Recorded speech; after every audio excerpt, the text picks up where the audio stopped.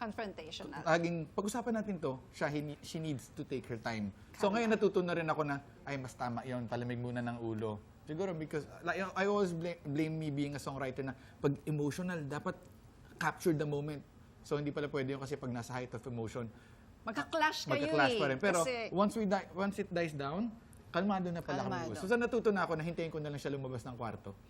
Pero naiintindihan ko where you coming from. Kasi halimbawa, pag may narinig kang music o may narinig kang, may naisip kang letra, you cannot wait eh. I You need have to to act do on it at that moment. Even at the middle of the night, Tama. pag may maisip okay ako. lang yun, Tito Boy, kapag susulat. Pero kung ako'y maririnig, parang, oh my God, ito na naman.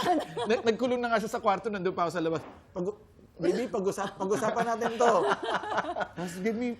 pero to be fair naman, after pag mahimasmasa na siya, kalmado na talaga siya. And Pero most of the time talagang, sino may kasalanan? syempre, kailangan ko sabihin ako. Uy!